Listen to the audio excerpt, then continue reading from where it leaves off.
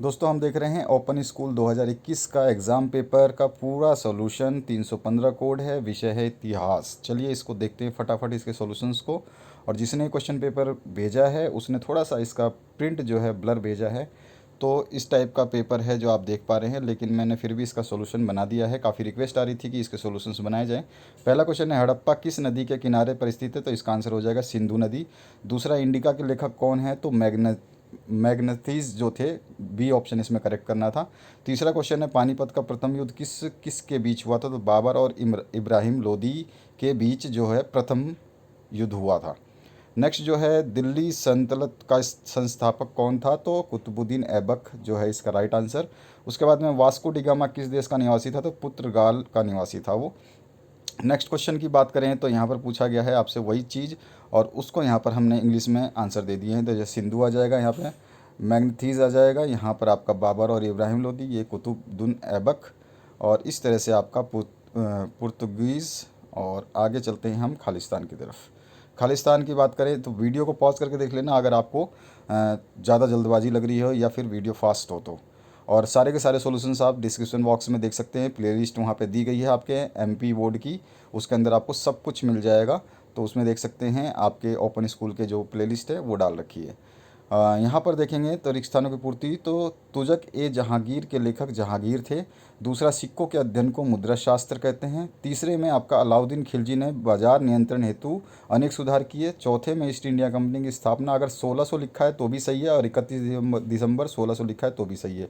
दोनों में से आप सन भी लिख सकते थे तो भी आपका आंसर राइट हो जाता।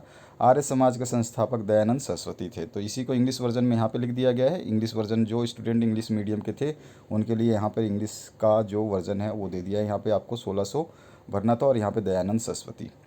आगे बढ़ते हैं, मैच द कॉलम।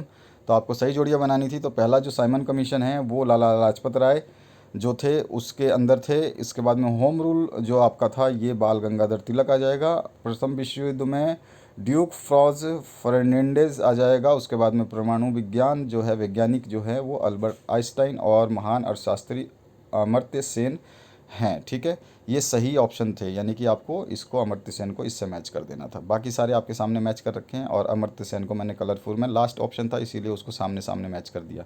यहाँ पे आप देख सकते हैं उसी का इंग्लिश वर्जन जो है आप यहाँ पे भी देख सकते हैं। ठीक है, आगे बढ़ते हैं नेक्स्ट क्लास की तरफ, नेक्स्ट क्वेश्चन की तरफ। तो यहाँ पर सत्य सत्य की जांच करनी थी। तो पहला जो आपका क्वेश्चन था, शक संवत कनिष्क के द्वारा प्रारंभ किया था। तो बिल्कुल सत्य वचन है ये, कनिष्क के द्वारा ही प्रारंभ किया। मोहम्मद तुगलक ने अपने राजधानी दिल्ली से ग्वालियर रखी थी, ये गलत है। ये उन्होंने महाराष्ट्र में दूसरी जगह रखी थी। उसके बाद में तीसरा क्वेश्चन है, औद्योगिक क्रांति सबसे पहले इंग्लैंड में हुई थी, बिल्कुल सत्य वचन है। उसके बाद में बंगाल विभाजन की घोषणा लॉर्ड डलहौजी ने नहीं, लॉर्ड कर्जन थे उन्होंने की थी, असत्य है ये। और प्लासी का युद्ध सन 1757 में लड़ा गया था, ये बिल्कुल सत्य है। ठीक है, इसी का इंग्लिश वर्जन जो है ट्रू फॉल्स के आगे टी मतलब ट्रू और एफ मतलब फॉल्स लिखा हुआ है, आप देख सकते हैं इंग्लिश वर्जन में। इसके बाद आते हैं हम नेक्स्ट क्वेश्चन पे।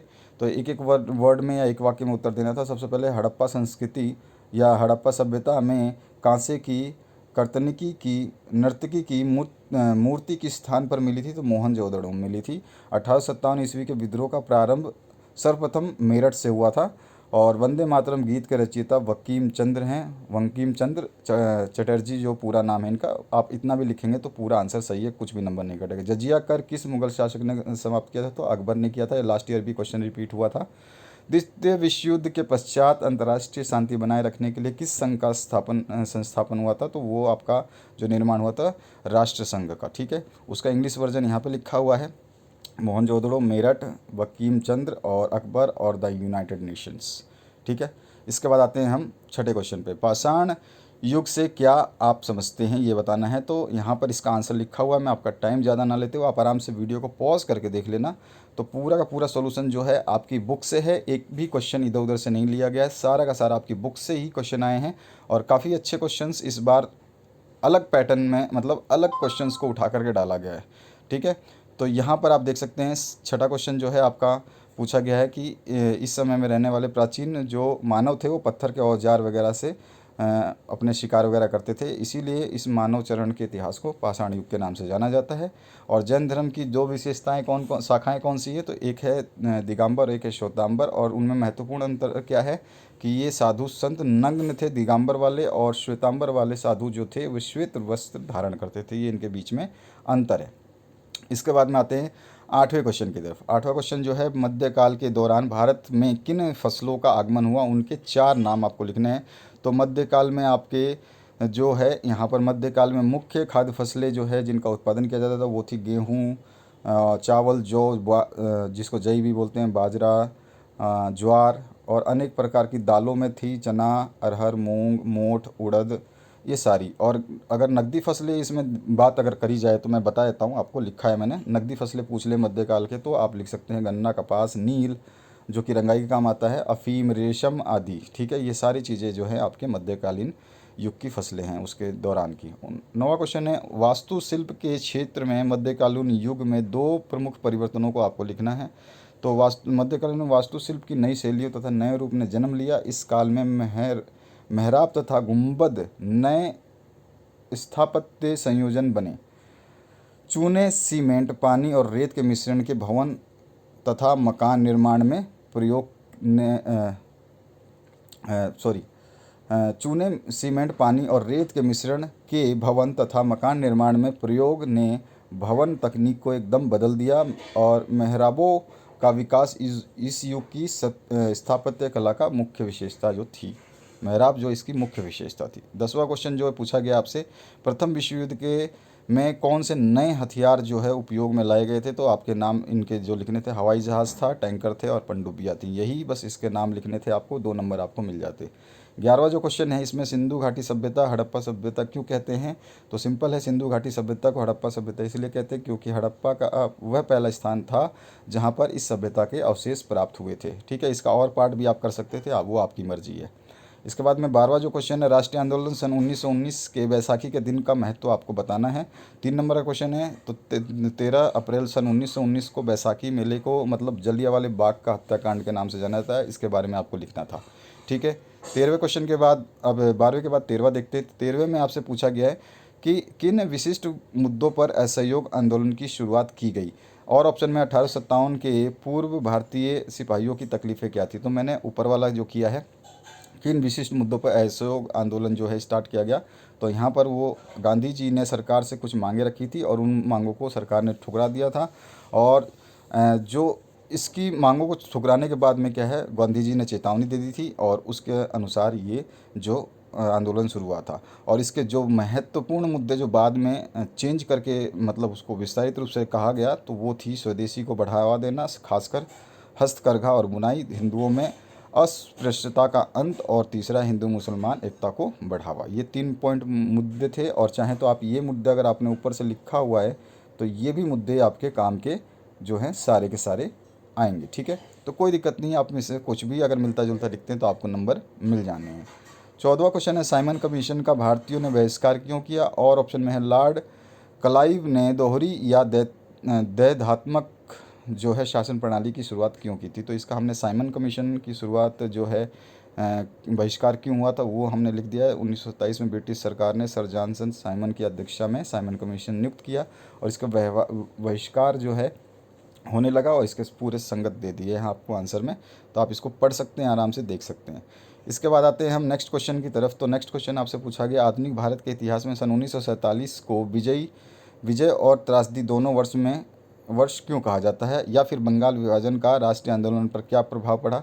तो हमने ये वाला क्वेश्चन किया है बंग भंग वाला, तो आप इसके प्रभावों को लिख सकते हैं पॉइंट वाइज। ये पॉइंट वाइज यहाँ पे मैंने 4-5 प्रभाव लिखे हैं, इसमें 5 प्रभाव आप इसमें लिख सकते हैं। आराम से देख लें इनको, वीडियो को पॉज करें, आराम से पढ़ लें, चाहे तो स्क्रीनशॉट भी ले सकते हैं। उसके बाद में आते हैं हम 16वें क्वेश्चन पे। तो जो 16वां क्वेश्चन है, इसमें प्रागैतिहासिक भित्ति चित्रकला में किन किन विषयों पर प्रकाश डाला गया, इसका उल्लेख करना है, या फिर मौर्य साम्राज्य के पतन के प्रमुख कारणों पर आपको प्रकाश डालना है। तो मैंने मौर्य साम्राज्य के पतन के प्रमुख कारण जो है लिखे हैं, आप इनको देख सकते हैं। यहाँ पर जो है point wise 1 number, 2 number, 3 number जैसे दिया गया है। आप इसको वीडियो को पॉज करें, आराम से पढ़ लें। ठीक है, इसी तरह से और जो 3 के आगे के पार्ट हैं वो भी मैं दिखा देता हूँ आपको। तो ये 4 नंबर और 5 नंबर। ठीक है, इसके बाद में आते हैं हम 17वें क्वेश्चन पे। तो 17वां जो क्वेश्चन है, चैत्य या विहार में अंतर स्पष्ट करना था, या आर्यभट्ट कौन थे, उनके सिद्धांतों का प्रतिपादन, उन्होंने किस सिद्धांत का प्रतिपादन किया, ये आपको बताना। तो चैत्य और विहार के अंतर को स्पष्ट किया है मैंने यहाँ पे। तो ये आप देख सकते हैं, इसके दो अंतर हैं जो बहुत ही महत्वपूर्ण हैं और इसके बारे में आपको लिखना था। अगर आपने इससे मिलता जुलता आंसर लिखा तो आपका बिल्कुल करेक्ट आंसर है।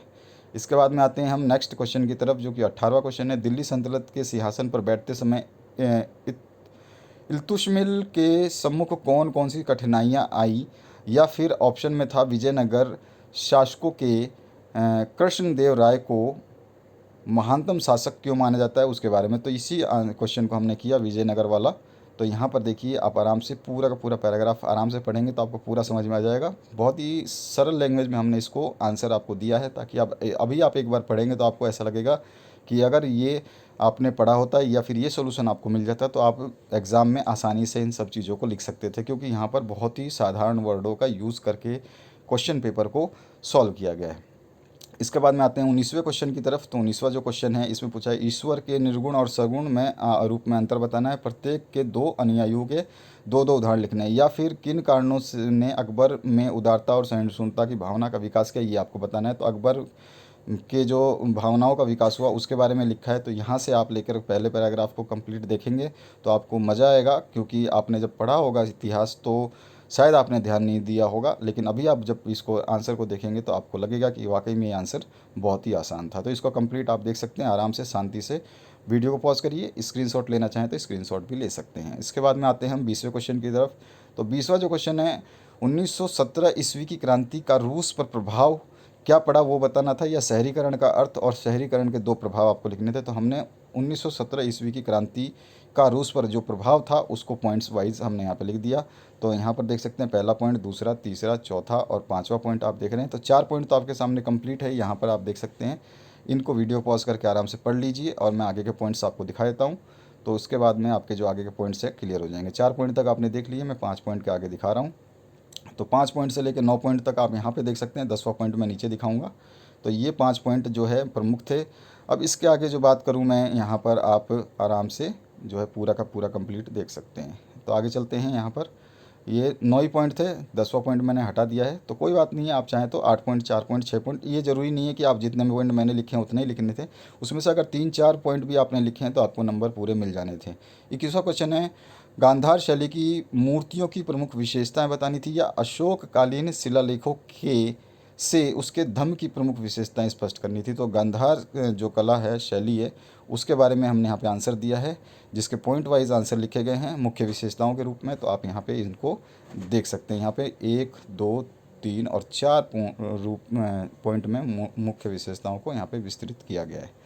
इसके बाद में आते हैं हम नेक्स्ट क्वेश्चन की तरफ। तो यहाँ पर जो आपका नेक्स्ट क्वेश्चन है, स्वदेशी आंदोलन के योगदान को आपको स्पष्ट करना है, अथवा में महात्मा गांधी का स्वाधीनता आंदोलन को में जो योगदान है वो आपको बताना है। तो हमने स्वदेशी आंदोलन को है जो योगदान को स्पष्ट किया है।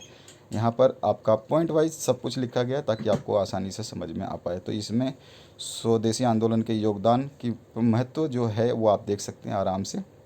कंप्लीट योगदान के महत्व जो है कई चरणों में है, और इसके बहुत सारे बेनिफिट जो हुए थे वो आप यहाँ पर लिखने थे आपको, और वही हमने यहाँ पे लिखा है। तो 12 पॉइंट के अनुसार हमने इसको करा है। इसमें से आप 7-6 पॉइंट भी लिख देते तो आपके पूरे आंसर सही हो जाते और आपको फुल मार्क्स मिल जाते। 23वां क्वेश्चन जो सेकंड लास्ट क्वेश्चन है, शेरशाह सूरी कौन था, उसके प्रमुख प्रशासनिक सुधारों का उल्लेख करना है, अथवा में मुगल कालीन स्थापत्य कला का विवरण दीजिए। तो मैंने पहला शेरशाह सूरी वाला जो आंसर है उसको किया है, शेरशाह सूरी कौन था और उसकी प्रमुख जो प्रशासनिक सुधार हैं उसको उल्लेखित किया है। 10 नंबर का क्वेश्चन है, थोड़ा बड़ा क्वेश्चन है। सबसे पहले आपको शेरशाह सूरी के बारे में लिखना था, तो यहाँ तक मैंने इसके शेरशाह सूरी के बारे में बता दिया कि कौन था और उसका क्या रोल था। उसके बाद में उसने अपने साम्राज्य के अंतर्गत कौन कौन से प्रशासनिक सुधार किए थे तो उसको पॉइंट वाइज लिख दिया। उन पॉइंटों के भी पॉइंट्स, सब पॉइंट्स हैं, उनको डॉटेड लाइन में शो किया। जैसे पहला पॉइंट है, राजतंत्र को ताकतवर बनाने का प्रयास किया। दूसरा है, प्रांतीय शासक पर एक नज़र डाली और उस नज़र से उसने बहुत कुछ सही किया। उसके बाद में तीसरा पॉइंट था, परगने के अंतर्गत अधिकारी जो है वो नियुक्त किए गए, उसके भी कुछ सब पॉइंट्स थे वो लिख दिए गए हैं। इसके बाद में जब्ती पद्धति एक लागू की गई थी, उसको भी देखा उसने, और इसमें ये पर्सनली इन्वॉल्व रहता था। उसके बाद में पांचवा जो है, रैयतवाड़ी पद्धति, इसको भी उसने लागू किया था। ये काफ़ी अच्छे सुधार उसने किए थे और काफ़ी मतलब कहते हैं योगदान उसका काफ़ी रहा। छठा है रय और कर जो है उसके बारे में इजाद किया था। सातवां जो पॉइंट लिख सकते हैं मुद्रा एवं चुंगी संबंधी सुधार जो उसने किए थे। ठीक है, उसके भी सब पॉइंट्स हैं, सभी के सब पॉइंट्स हैं, इनमें से आपको जो मर्जी वो लिख सकते थे। आठवां है पॉइंट लोक निर्माण संबंधी कार्य भी जो है उसने किए थे। काफ़ी अच्छे पॉइंट्स उसने जो है करे हैं और काफ़ी अच्छा उसका रिजल्ट भी रहा था उस समय।